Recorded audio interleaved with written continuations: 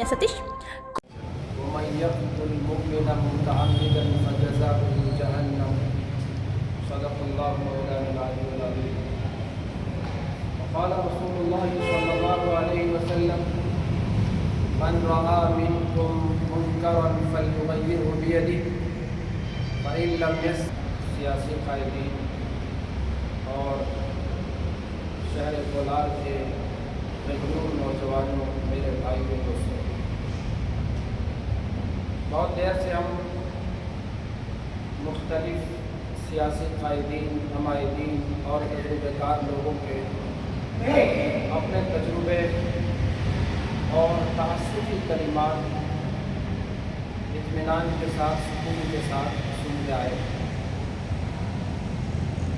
میں چاہوں گا کہ آج کی اس مجلس میں سب سے پہلے یہ جو دو لڑکیاں اور اس سے پہلے جن کو کسی بہانے سے قتل کر دیا گیا مسلمانوں میں سے، ان کے لیے ایصال ثواب کی خاطر سورہ فاتحہ اور 3 مرتبہ سورہ اخلاص پڑھیں. جلسے کے اختتام پر دعا بھی کریں. اچھی باتیں سننے کو ملی اور ان دو لڑکیوں کے والد حضرات یہاں تشریف فرمائے. انہوں نے جو اپنا ٹکڑا سنایا وہ تو ہمارے دلوں کو اور کلیجے کو چھین دینے والا واقعہ. ہم میں سے ہر ایک اس سلسلے میں اپنے آپ کو اپنے اندر ایک عجیب قسم کی گھٹن محسوس کر رہا ہے. ایک مرتبہ ایک صحابی رسول سرکار مدینہ صلی اللہ علیہ وسلم کی خدمت اقدس میں حاضر ہوئے.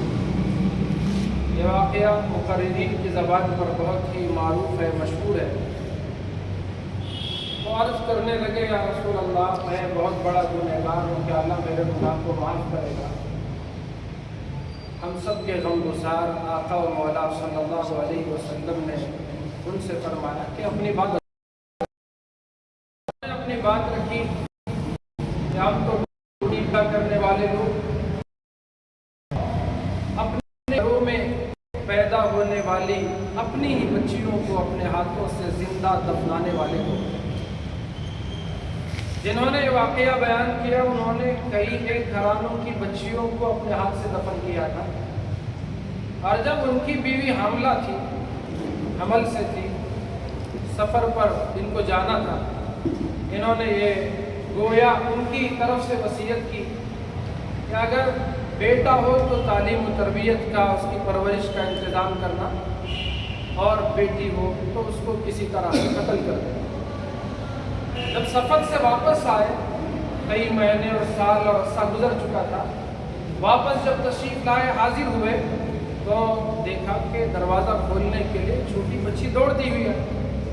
انہوں نے اپنی اہلیہ سے پوچھا کہ یہ کون لڑکی ہے ہمارے گھر میں؟ تو اس ماں نے، بچی کی ماں نے، ان کی بیوی نے یہ سمجھ کر کہ اتنی اچھی خوبصورت حسین و جمیل بچی ہے اور باپ سے وہ لپٹ رہی ہے، سمٹ رہی ہے، تو یہ سمجھ کر بتا دیا کہ یہ تمہاری ہی بیٹی ہے، باپ اسے کچھ نہیں کرے گا. وہ خود کہتے ہیں کہ میں نے اس بچی کو اٹھایا اور سیدھا اس جگہ پر لے گیا جہاں بیٹیوں کو زندہ دفنایا جاتا تھا، اور وہ میری بچی میرے اوپر وہ کھیلتی اور مجھ سے باتیں کرتی اور مجھ سے کہہ رہی تھی کیا مجھے نانی کے گھر آپ لے جائیں. تو بہرحال یہ مقررین کی زبان پر معروف اور مشہور واقعہ، کتابوں میں مختلف طرق سے، مختلف الفاظ سے یہ واقعہ آیا ہے، لیکن میں وہ انداز اپنا رہا ہوں جو عام طور سے مقررین کی زبانوں پر ہوتا ہے. تو بہرحال اس جگہ پر پہنچے جہاں دفنانا تھا. گڑھا کھودتے ہیں، دھوپ ہے، گرمی ہے، وہ ننھی سی بچی اپنے باپ کی پیشانی پر، گردن پر جو بھی مٹی ہوتی ہے اس کو وہ صاف کرتی ہے اور پوچھتی ہے ابا جان آپ یہ کیا کر. تو وہ کہتے ہیں کہ میں نے بچی کو کوئی جواب نہ دیا، میں اپنے کام میں لگا.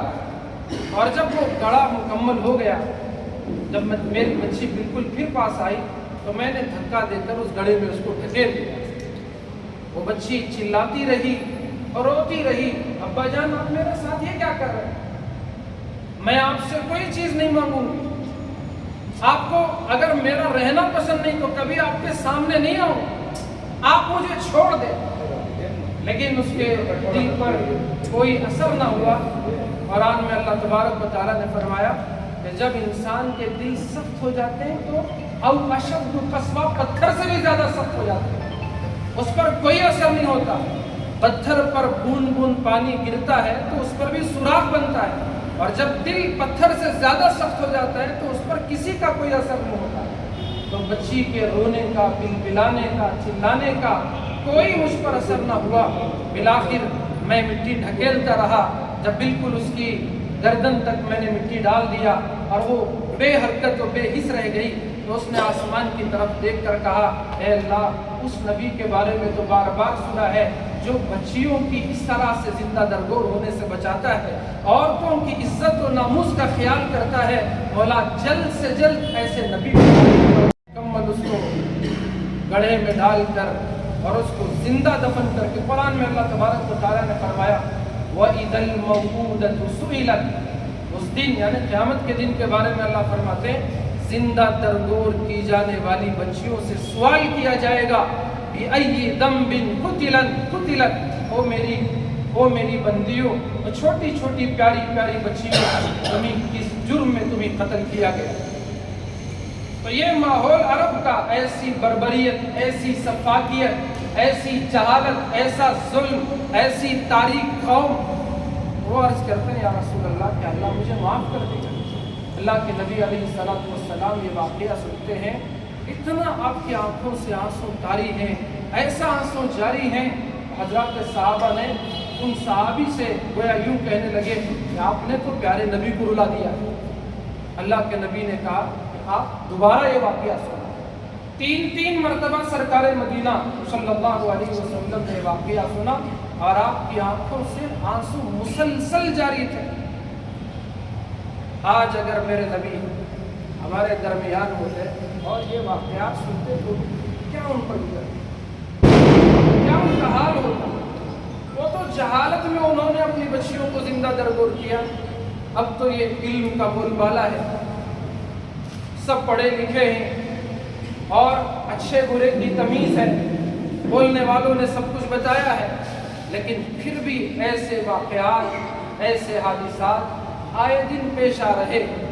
تو اس لیے رسول اکرم صلی اللہ علیہ وسلم نے ایک پیاری حدیث ارشاد فرمائی جو میں نے آپ کے سامنے شروع میں پڑھی۔ حضور علیہ السلام نے فرمایا من رأى منکم منکرا فلیغیرہ بیدہ، تم میں سے جو کوئی بھی کسی بھی ناپسندیدہ کام کے ہوتے ہوئے دیکھے، کسی بھی برائی کے ہوتے ہوئے دیکھے، یہ نہیں کہ فلاں کی ذمہ داری فلاں، حالانکہ اس کا کانٹیکسٹ جو انہوں نے بتایا ہے اس کا بیک گراؤنڈ الگ ہے کہ کیوں ہمارے مائدین کی طرف سے بات آئی کہ فلاں کی ذمہ داری، ہاں ان کی بھی ذمہ داری ہے، ہم میں سے ہر ایک کی بھی ذمہ داری۔ من رأى منکم منکرا فلیغیرہ بیدہ، حضور علیہ السلام نے فرمایا تم میں سے جو بھی برائی کو ہوتا ہوا دیکھے تو جو بھی دیکھتا ہے اس کی ذمہ داری ہے کہ اپنے ہاتھ سے اس کو روکے، چاہے برائی کس قسم کی بھی۔ ہاں بعض لوگوں کو ہاتھ سے روکنے کی طاقت نہیں ہوتی، فَإِن لَمْ يَسْتَطِعْ، حضور نے فرمایا اگر اس کی استطاعت نہیں فَبِلِسَانِهِ، اپنے زبان کا استعمال کرو، اس سے روکو۔ فَإِن لَمْ يَسْتَطِعْ، اگر اتنی بھی ہمت نہیں ہے کہ اپنی زبان سے نہیں روک پاتے، یا محفل اور موقع ایسا نہیں ہے کہ وہاں روک نہیں پاتے، ظاہر سی بات ہے شراب کی دکان جا کر کون زبان سے بول کر کس کو روکے گا؟ نہیں روک سکتے۔ شادی محل گئے، فضول خرچی ہو رہی ہے اور اسٹیج پر ڈانس ہو رہے ہیں، کون روک سکتے ہیں ایسے موقع پر؟ نہیں روک سکتے۔ فَإِن لَمْ يَسْتَطِعْ، حضور نے فرمایا اگر اتنی بھی طاقت نہیں ہے، استطاعت نہیں ہے، فَبِقَلْبِ، دل سے آدمی اس کو برا جائے، وَذَلِكَ أَضْعَفُ الْإِيمَانِ، اور یہ ایمان کا سب سے ادنا درجہ ہے۔ تو یہ رہا آج کی بات کی تمہیدی گفتگو، رہا مسئلہ اس کو حل کیسے کیا جائے۔ سوال یہ اٹھ رہا ہے بار بار کہ آج فلاں کی، آج فلاں کی، اب کسی اور کی بیٹی کا نمبر نہ آئے، تو اس کے لیے محنت کی ضرورت ہے۔ کوئی کام صرف زبانی جمع خرچ سے ہونے والا نہیں ہے، ग्राउंड लेवल पर मेहनत जब तक नहीं होती कोई काम काबू में नहीं आता। हमारा मसला ये है कि कोई भी हादसा वाक़या पेश आ जाए तो फ़ौरन जो गिने चुने जो हर फील्ड में आते रहते हैं, मेहनत करते हैं, कोशिश फिक्र करते हैं, डायरेक्ट उनकी तरफ उंगली उठाते हैं। हमारी जिम्मेदारी हम भूल जाते हैं। सब मिलकर अगर मेहनत करेंगे, जैसे बात आई, बहुत अच्छी बातें आई, मैं दिल से उन तमाम हज़रात को सलाम पेश करता हूँ। उलमा की ज़रूरत है, हाँ ज़रूरत है। अमायदीन की ज़रूरत है, हाँ ज़रूरत है। अंजुमन के ज़िम्मेदारों की ज़रूरत, हाँ ज़रूरत है। सियासी कायदीन की ज़रूरत है, बिल्कुल ज़रूरत है। और हमारे एडवोकेट साहब आसिफ साहब यहाँ बैठे हैं, इन जैसे एडवोकेट और लॉयर्स की भी ज़रूरत है जो हमें बेहतरीन कीमती मशवरों से नवाजें। तो इसके लिए, इस काम के लिए हमारे जो भी ऐसे हादसा पेश आता है, फ़ौरन एक लफ्ज़ हमारी ज़बान पे आता है, वो है कमेटी। फ़ौरन हम कहते हैं कि कमेटी बना दी। कमेटियों से कुछ नहीं होने वाला। कितने हमारी कमेटियाँ इंकोला, नाम गिनाएं तो उसके लिए इशाम भी हो जाएगी और भी वक्त गुजर जाएगा। कितने ट्रस्ट हैं हमारे शहर में, कितने जिम्मेदार, सब चंदा ले रहे हैं, आप ही लोगों से ले रहे हैं। फिर शादी करना है ज़रा चंदा दो, खतना करना है चंदा दो, फुला काम है चंदा दो, मस्जिद का ये काम है, मदरसे का काम, और आप उसे दे भी रहे हैं।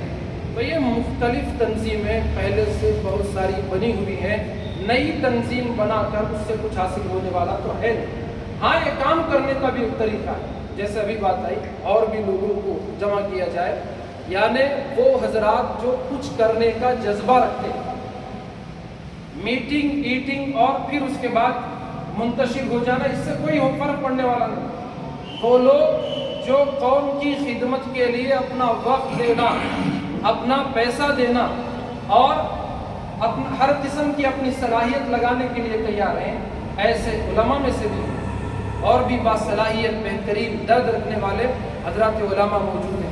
सियासी कायदीन है, अमायदीन है और काउंसलर्स हैं और मस्जिद के ज़िम्मेदारान, सब मिलकर मैदानी सतह पर काम करने के लिए एक राय मैं अपनी तरफ से जो बार बार सोचता रहता हूँ, खुदा करे कि इसी से इस राय पर अमल भी हो जाए और हम सब मिलकर उसकी मेहनत करने वाले भी हो जाए। मुआशरे में इस्लाह का काम जो होता है उसके लिए हमें सबसे पहले फ़िक्र होनी, और हमारे शहर में, हमारे डिस्ट्रिक्ट में पहले दारुल ख़ज़ा नहीं था, उसका भी क़याम हो चुका है।